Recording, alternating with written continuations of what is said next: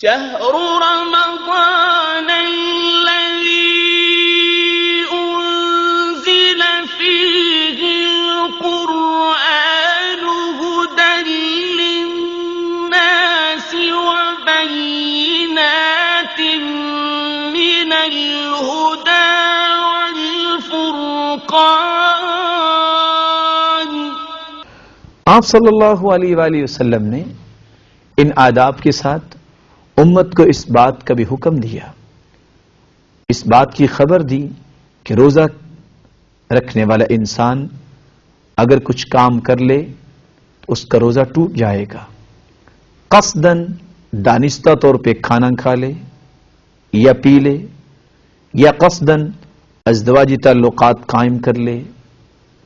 اسی طرح عمدن اور قصدن قے کر لے، کیونکہ آپ صلی اللہ علیہ وآلہ وسلم کا فرمان ہے کہ جو شخص جان بوجھ کر قے کرتا ہے اس کو دوبارہ روزہ رکھنا چاہیے. من استقاء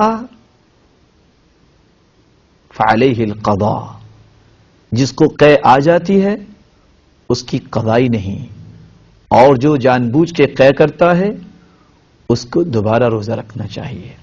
آپ صلی اللہ علیہ وآلہ وسلم نے جہاں اپنی امت کو روزے رکھنے کے آداب بیان کیے، وہاں اس بات کی بھی خبر دی ہے کہ اگر انسان دانستہ طور پہ کھانا کھا لے یا پانی پی لے تو اس کا روزہ ٹوٹ جائے گا.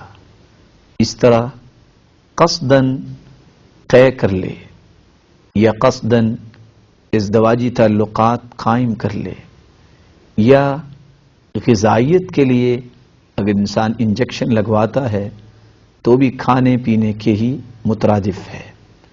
اسی طرح عورت کو حیض اور نفاس کا خون آ جاتا ہے تو اس کا بھی وہ روزہ باطل ہو جائے گا.